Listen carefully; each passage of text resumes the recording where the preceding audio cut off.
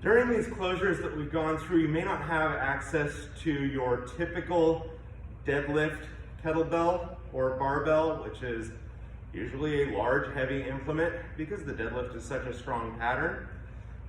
If you only have access to lighter bells, we can still get an effective deadlift workout in simply by modifying the version of the deadlift that we're doing. I'm going to show you a few of those modifications now. We've got your typical kettlebell deadlift. Hinge, squeeze, stand. We can quickly turn that into a bit more trunk dominant exercise by taking it down to one arm. I'm going to narrow my stance. I'm going to throw my free hand back as I hinge down. Get tight and stand. The bell may come off to the side. It may stay in the front here. Whatever happens, happens. On the way back down though, bring it back towards the center and then switch. The alternating one arm deadlift. A nice trunky version of a deadlift, still training the hip hinge pattern, but you can have a lighter bell and still get a great training effect. Another variation is the suitcase deadlift. A pretty narrow stance on the suitcase deadlift.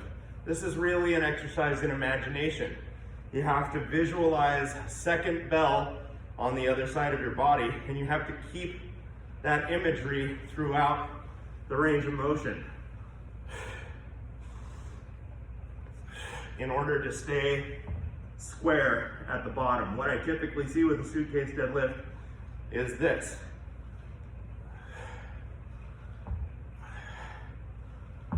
Incorrect.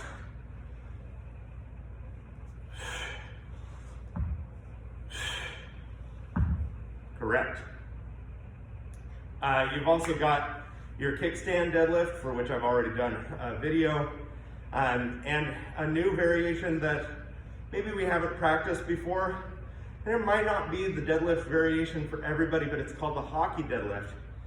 I call it the hockey deadlift because it was first practiced by hockey teams to train the rotational stability needed in skating, especially skating with sticks, pads, and angry people. So now we've got the kettlebell off to one side like a suitcase deadlift. Now we are gonna let our hips rotate because we're gonna deadlift it with both hands. So I'm going to do a combination of hip hinge and trunk rotation and thoracic flexion. So the rounding in my body is coming from my upper back and neck here, not from my lower back. Take a deep breath in and stand to look forward. Replace on the other side in the same pattern. Hinge, turn, look down, allow the upper back to round.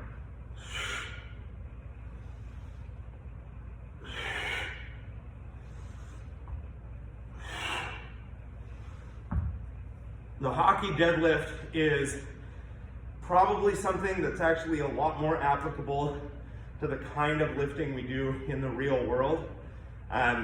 Use a light weight to start off with. You know, I can barbell deadlift 450, 500, somewhere in that range. But honestly, the 24 kilo bell is enough for me to be challenged in the hockey deadlift. Also, the hockey deadlift, unlike a lot of our strength training exercises, does well prescribed at a higher rep load. So we might do a set of 10 on each side, as opposed to a suitcase deadlift, for which we'll keep the reps low, maybe 3 to 5 on each side, or that alternating one arm deadlift, same thing, 3 to 5 on each side. The hockey deadlift in a high volume set can turn into a nice, pumpy, almost cardiovascular type exercise routine. So there are some deadlift variations you can do with a lighter bell when you don't have access to a barbell or a heavy kettlebell.